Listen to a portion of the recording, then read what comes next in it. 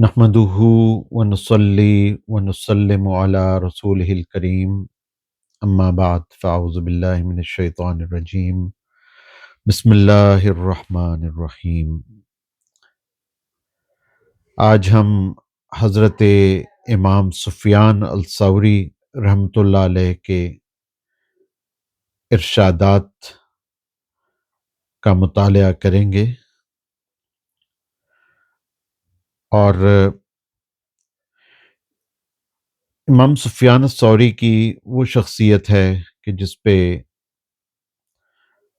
असलाफ यानी कि सुलफ़ा या सलफ़ी हज़रात यूँ कह लीजिए, सलफ़ी हज़रात और सूफिया का एक इत्तेफ़ाक है।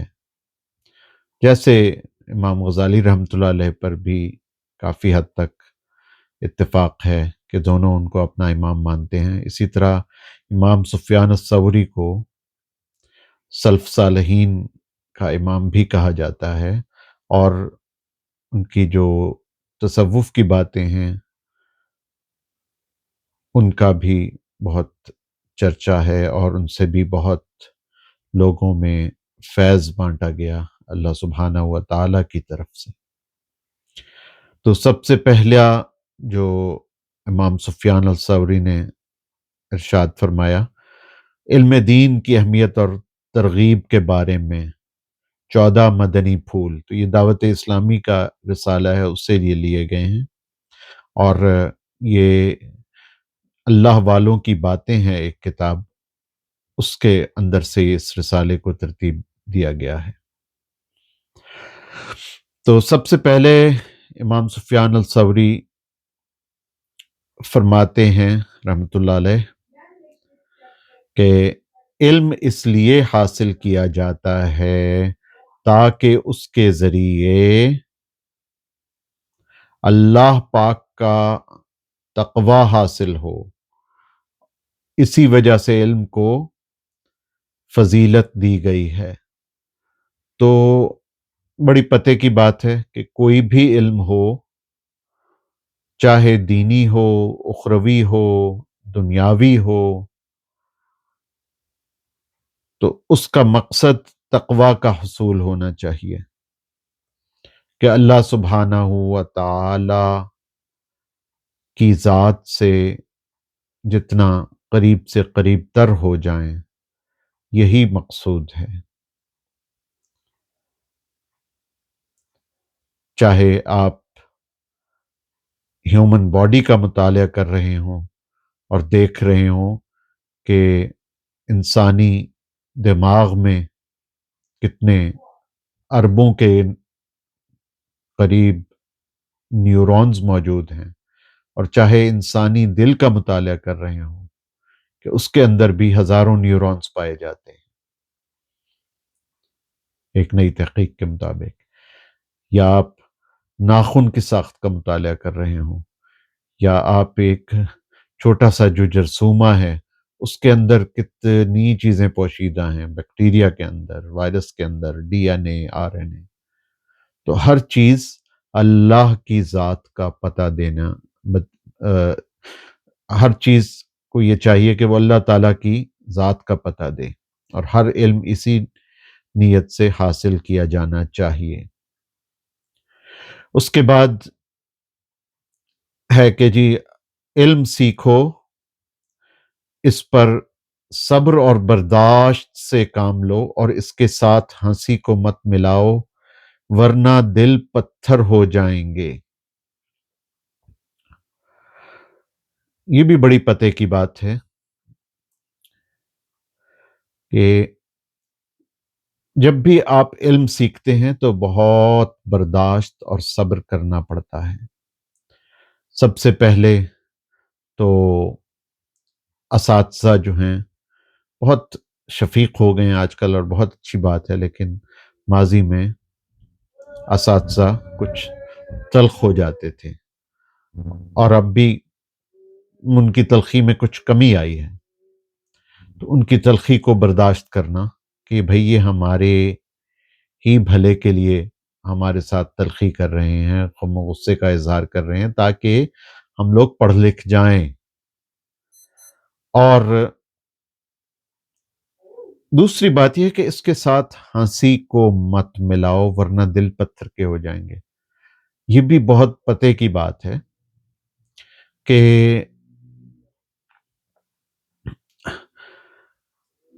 ہم جب کوئی چیز بیان کر رہے ہوں، خصوصاً کوئی دینی چیز ہے یا کوئی دنیاوی چیز ہے، علم جب پھیلا رہے ہوں نا، تو اس میں مزاح کو ایوائڈ کریں،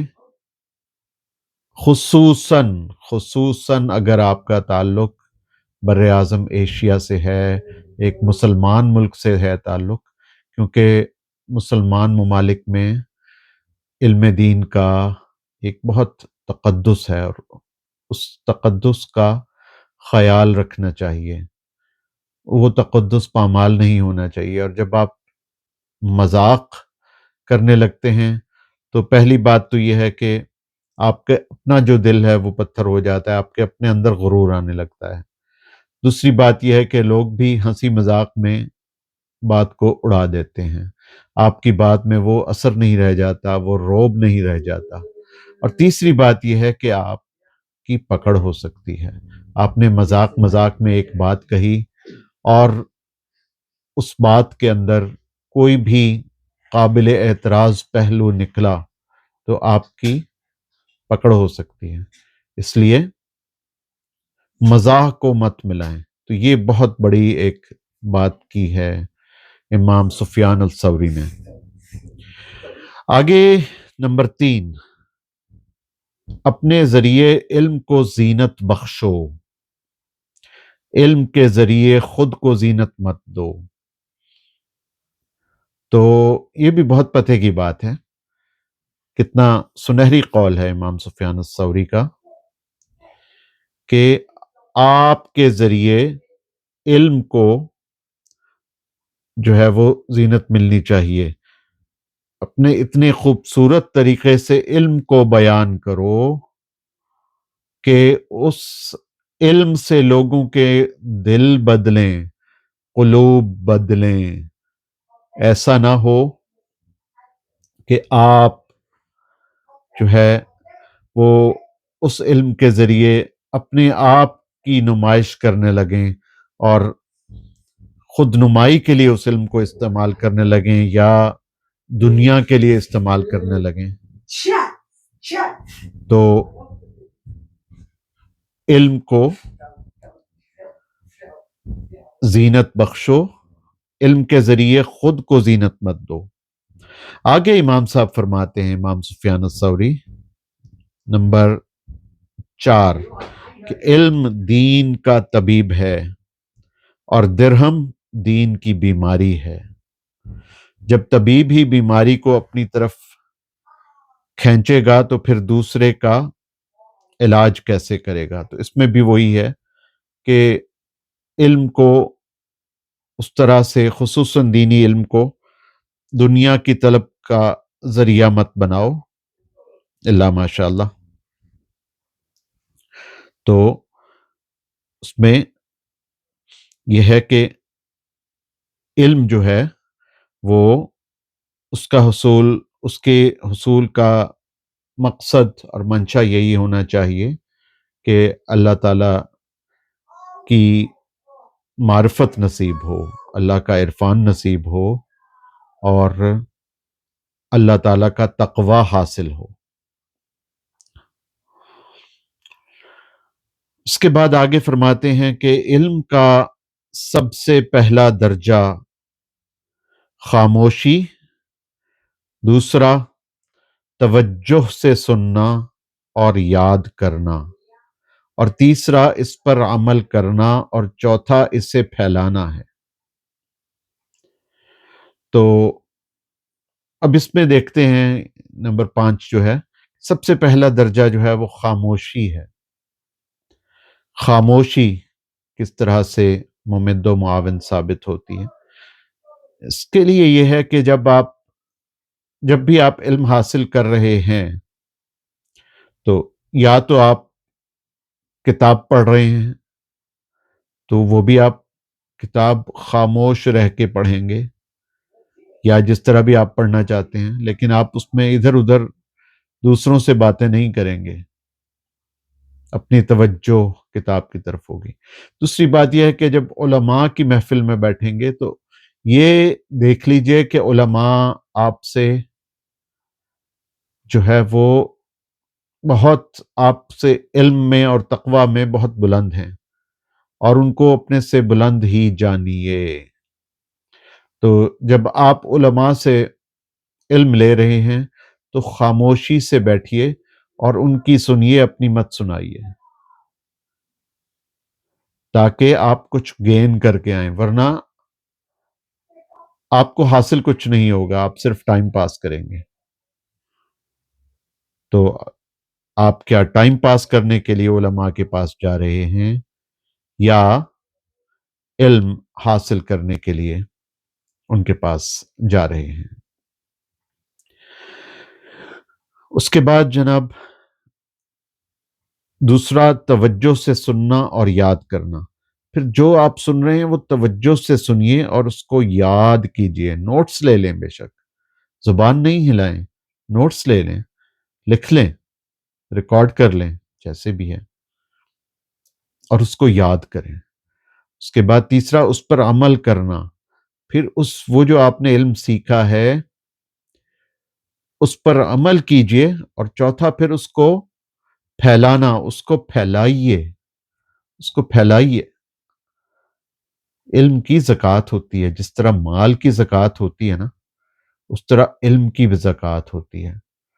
تو علم کو پھیلائیے، علم کو عام کیجئے۔ ایسا نہ ہو کہ آپ نے علم حاصل کیا اور آپ اپنے ہی اندر اس علم کو لے کے اپنے سینے کے اندر ہی رکھ کے فوت ہو گئے۔ نہیں، اس کو علم نافع بنائیے، دوسروں کو اس کا نفع حاصل ہو، منفعت حاصل ہو لوگوں کو۔ اس کے بعد نمبر 6 پہ یہ بات کہی ہے امام سفیان الثوری نے کہ فرائض کے بعد علم حاصل کرنے سے افضل عمل اور کوئی نہیں ہے۔ تو فرائض جو ہیں، یعنی فرائض کیا ہوئے؟ آپ نے زکوٰۃ دی، آپ نے نماز پڑھی، آپ نے روزے رکھے، اور اللہ تعالیٰ نے توفیق دی تو آپ نے حج بیت اللہ بھی کر لیا۔ تو اور جو اللہ تعالیٰ نے جو نواہی، جن چیزوں سے منع کیا ہے ان سے آپ بچ گئے، جن چیزوں کا حکم دیا ہے ان کو آپ نے حاصل کیا، ان پہ عمل کیا، ان کو بجا لائے۔ ان فرائض کی ادائیگی کے بعد علم حاصل کرنے سے افضل عمل اور کوئی نہیں ہے۔ تو جو بھی آپ کے فرائض ہیں، مثال کے طور پہ رزق حلال کمانا، یہ بھی ایک فرض ہے۔ اس کے بعد جو بھی ٹائم بچے تو اس کو علم حاصل کرنے کے اندر اس کو صرف کیا جائے، کیونکہ یہ افضل ترین عمل ہے۔ اور ایک حدیث کی روح سے عالم کی جو فضیلت ہے وہ عابد پر وہ ایسے ہے جیسے چاند کی فضیلت تاروں پہ ہوتی ہے۔ اور یہ حدیث میں نے فضائل اعمال میں پڑھی۔ آدمی کو چاہیے، نمبر 7، آدمی کو چاہیے کہ اپنی اولاد کو علم حاصل کرنے پر مجبور کرے، کیونکہ اس سے اس کے بارے میں پوچھا جائے گا۔ یہ بھی بہت ایک بڑا ایک تربیت کا نقطہ ہے، بچوں کی تربیت کا۔ ہمیں چاہیے کہ بچوں کو علم سکھائیں۔ علم کیسے سکھا سکتے ہیں بچوں کو؟ پہلی بات تو یہ ہے کہ اس علم پہ خود عمل کر رہے ہوں۔ وہ جو بھی ہمیں علم حاصل ہوا ہے بچوں کو وہ کر کے دکھائیں۔ ہم بچوں کو بتائیں کہ جی 5 وقت کی نماز ضروری ہے، تو بچوں کے سامنے خود بھی نماز پڑھیں اور ان کو اپنے ساتھ مسجد لے کے جائیں۔ ہم ان کو سکھانا چاہتے ہیں کہ بیٹا سچ بولو، تو خود ہمیشہ ان کے ساتھ سچ بولیں، اور ان کو اتنا علم حاصل کرنے پر ضرور مجبور کریں جو ان کے لیے ضروری ہے، اتنا علم کہ اللہ ایک ہے، اللہ کا کوئی شریک نہیں ہے، اور پیغمبر آخر الزمان صلی اللہ علیہ وآلہ وسلم کے بعد کسی نبی کی آمد نہیں ہونی، اور وہ آخری نبی ہیں، وہ خاتم النبیین ہیں۔ نماز کیسے پڑھی جاتی ہے، زکوٰۃ کیسے ادا کی جاتی ہے، زکوٰۃ کے مستحق کون ہوتے ہیں، روزے کے کیا لوازمات ہیں، روزہ کیسے رکھا جاتا ہے، کس وقت سحور کیا جاتا ہے، کس وقت افطار کیا جاتا ہے، تو اور پھر اس کے بعد آگے جو ہے جب بچے اس سٹیج پہ آ جائیں کہ جب وہ اسکول جا رہے ہوں، تو ان کو اتنے علم کے لیے ضرور مجبور کیا جائے۔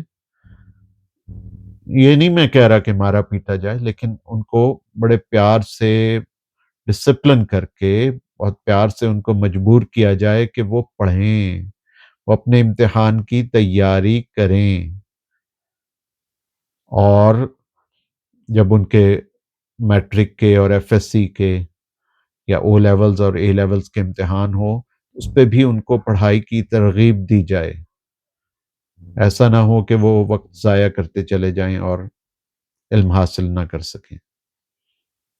یہ بھی بہت پتے کی بات ہے۔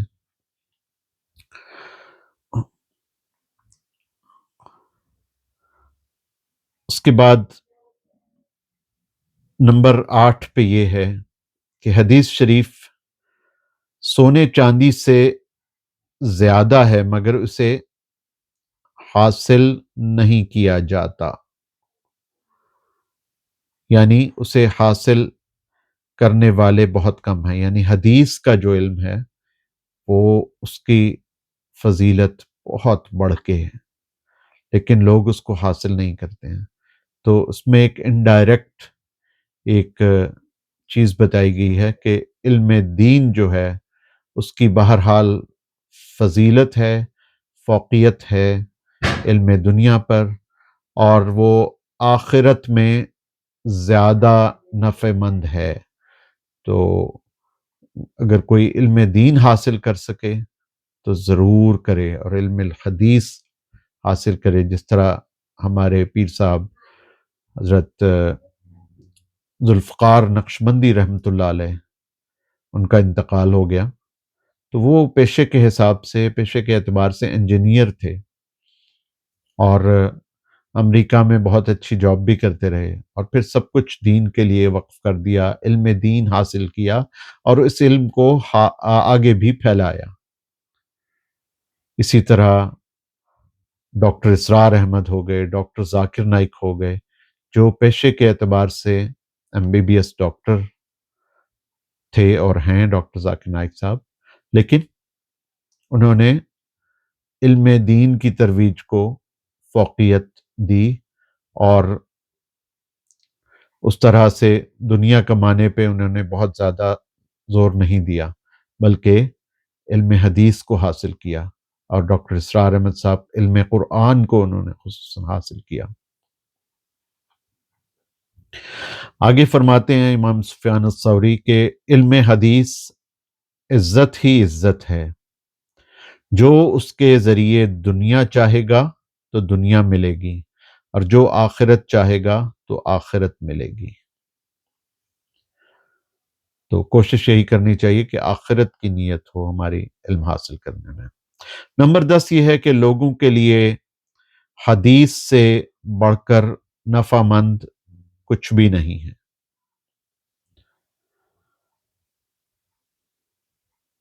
تو اس میں بھی علم دین کی فضیلت بیان کی گئی ہے۔ نمبر 11 ہے کہ اگر مجھے معلوم ہو جائے کہ کوئی اخلاص نیت کے ساتھ علم حدیث طلب کرنا چاہتا ہے تو میں ضرور اس کے گھر جا کر اسے حدیث سناؤں۔ اتنی فضیلت ہے۔ اور یہ وہ زمانہ تھا جب حدیثیں اکٹھی کی جا رہی تھیں، جو کہ پہلے ضرور وہ ان کی تدوین ہو چکی تھی، چھوٹی چھوٹی کتابیں بن چکی تھیں، لیکن چھوٹی کتابوں کو بڑی کتابوں میں منتقل کرنے کا مرحلہ تھا، اور کچھ ایسی حدیث تھیں بہت سی جو کہ سینہ در سینہ منتقل ہو رہی تھیں، ان کو بھی لکھنے کا ایک مرحلہ تھا کہ ان کو ایک جگہ پہ کیا جائے تاکہ ایک علم بن سکے۔ تو محدثین نے اس پہ بہت کام کیا، اور آج کے دور میں بھی محدث موجود ہیں جو کہ ایسی جگہوں پہ جاتے ہیں کہ جہاں پہ علم حدیث پہ کام کیا گیا، علم حدیث کی صحت پہ بحث کرتے ہیں، اور حدیث کے راویوں پہ بات کرتے ہیں، اور دیکھتے ہیں کہ حدیث صحیح ہے کہ نہیں ہے، اور اس کی تشریح کرتے ہیں۔ اس میں مولانا ابراہیم صاحب، جو ابن بشیر کے نام سے مشہور ہیں، اہل حدیث کے بہت بڑے عالم ہیں اور محدث ہیں، ہمیں ان کی قدر کرنی چاہیے۔ اس کے بعد ہے کہ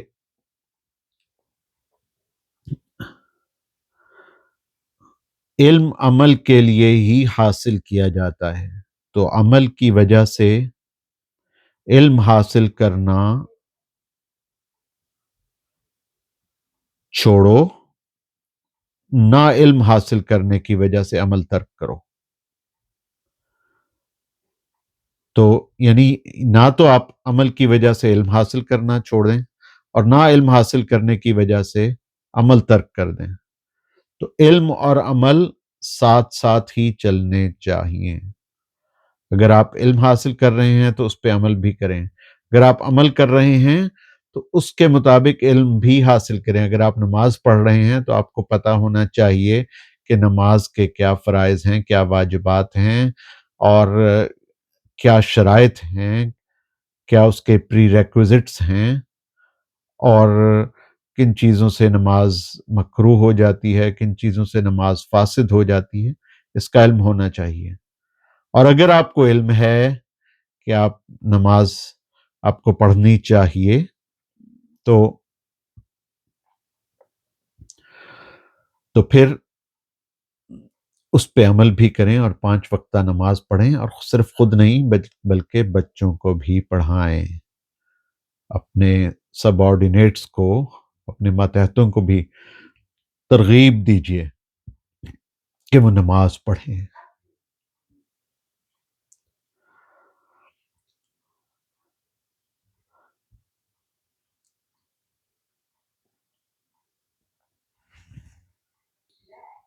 آگے نمبر 14، امام سفیان الثوری رحمۃ اللہ علیہ فرماتے ہیں کہ میں چاہتا ہوں کہ حدیث شریف کے معاملے میں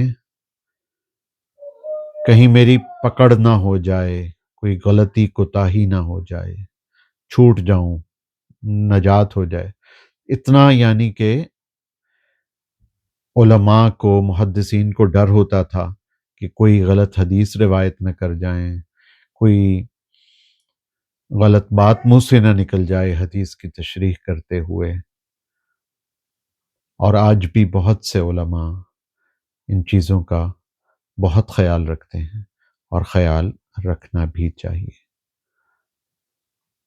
لیکن کچھ لوگوں کے ہم نے دیکھا ہے کہ وہ بہت غیر محتاط گفتگو کر جاتے ہیں، ایسا نہیں ہونا چاہیے۔ اللہ تعالیٰ سے ڈرنا چاہیے، اور کہ اللہ تعالیٰ کسی آپ کی بات سے ناراض نہ ہو جائے، کوئی ایسی آپ کی بات نہ ہو جائے جس سے کسی کی توہین کا پہلو نکلتا ہو، کوئی ایسی بات نہ ہو جائے جس پہ آپ کی پکڑ ہو جائے، کوئی ایسی بات نہ ہو جائے جس سے کسی کی دل آزاری ہو جائے، کوئی ایسی بات نہ ہو جائے جس سے آپ بے عملی کی ترغیب دے رہے ہوں، کوئی ایسی بات نہ آپ کے منہ سے نکل جائے جو قرآن و سنت کی تعلیمات کے منافی ہو۔ تو اللہ تعالیٰ یہ جو 14 فرمودات تھے اس پہ عمل کرنے کی توفیق عطا فرمائیے۔ میرے لیے بھی آپ دعا کیجیے گا۔ وآخر دعوانا ان الحمد للہ رب العالمین والصلاة والسلام علی اشرف الانبیاء والمرسلین۔